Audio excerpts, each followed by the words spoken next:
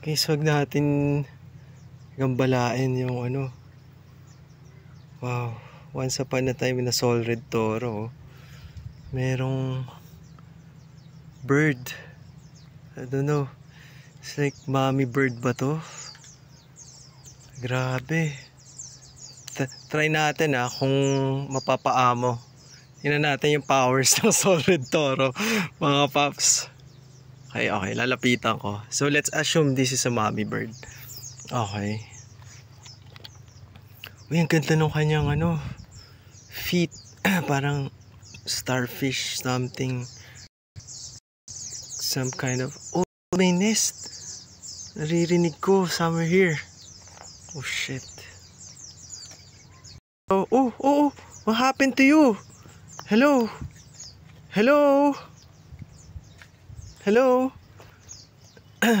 Somewhere in a...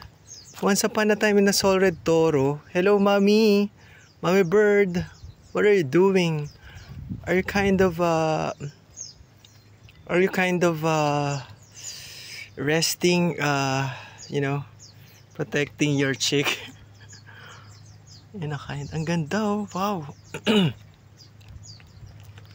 So this is amazing bird, Grabe, oh my god.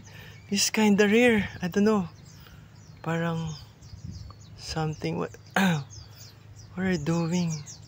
I mean no harm. Naririnig ko yung mga chick mo. I just want to, test yung the power of Sol Red Toro, mommy bird.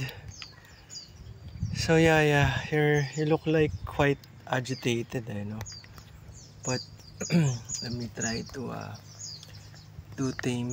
Okay, so nakikita natin yung field niya, yung energy niya, guys. There you go.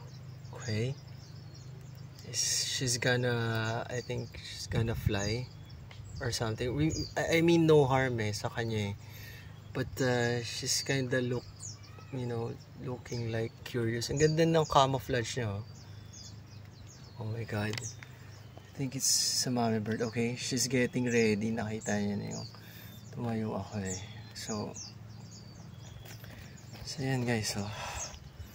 Once upon a time in a Sol Red Toro. So I guess she's on a fight or flight kind of situation thing, kasi nga she's protecting her young, as naririnig natin somewhere dun sa taas may chick siya Wow, this is so amazing. So amazing bird. I can't help. Oh yeah. Oh, what happened? Oh my god, what happened? Oh yeah. Mommy bird, why? Oh my god, she's like parang weak. Oh my god. Hello, mommy bird.